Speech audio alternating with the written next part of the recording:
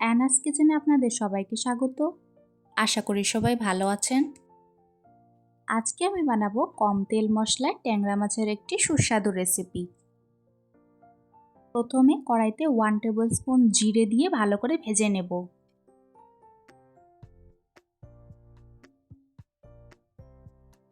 জিরে 1 মিনিট মতন ভেজে নিয়ে 1 টিস্পুন কালো জিরে দিয়ে দিলাম।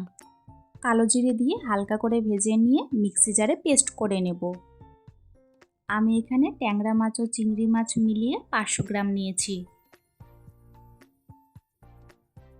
ভালো করে ধুয়ে নিয়ে নুন ও হলুদ গুঁড়ো দিয়ে ভালো করে মেখে নেব।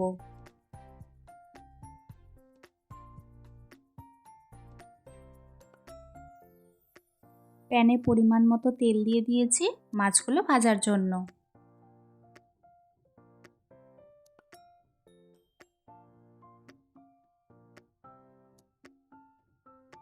উল্টে পাল্টে মাছগুলো ভেজে নিয়েছি। এখন একটি বাটিতে 1/2 টিস্পুন করে হলুদ গুঁড়ো, লঙ্কা গুঁড়ো, জিরে গুঁড়ো দিয়ে জল দিয়ে গুলে রাখবো।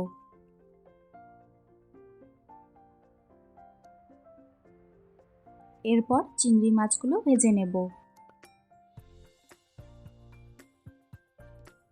এরপর কড়াইতে 1 টেবিল স্পুন তেল দিয়ে ভালো করে গরম করে নেব।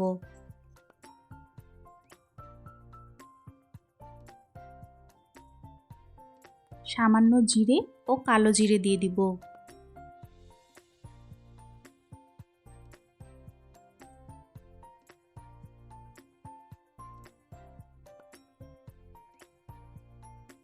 ফোড়নের থেকে গন্ধ বের হলে আলুগুলো ছেড়ে দেব।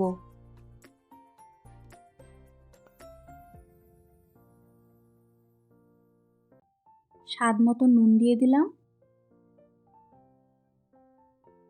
আলুগুলো হালকা করে ভাজা হয়ে আসলে গুলে রাখা মশলাটা দিয়ে দিব।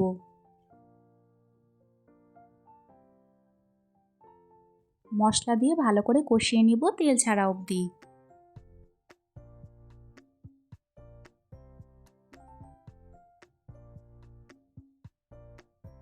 চার 5 মিনিট কষিয়ে নিয়েছি, এখন জল দিয়ে দিব।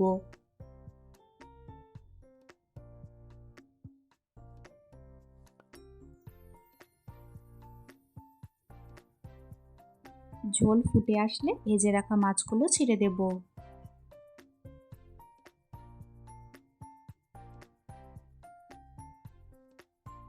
ভালো করে নাড়াচাড়া করে নিয়ে 1-2 মিনিট মতন ফুটিয়ে নেব। এই সময় মিক্সিতে করে রাখা জিরে ও কালো জিরে বাটাটা দিয়ে দিব। আরও 4-5 মিনিট মতন ফুটিয়ে নেব। এখন কয়েকটা কাঁচা লঙ্কা দিয়ে দিলাম।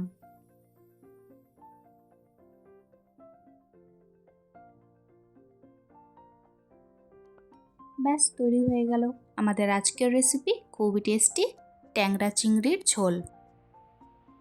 রেসিপিটি কেমন লাগলো অবশ্যই কমেন্টসে জানিও। আমার রেসিপিটি ফলো করে এইভাবে একবার ট্যাংরা ও চিংড়ি মাছের ঝোল বানিয়ে খাবেন, আশা করি ভালো লাগবে। আজকের ভিডিও দেখার জন্য আপনাদের সবাইকে অনেক ধন্যবাদ। সবাই খুব ভালো থাকবেন।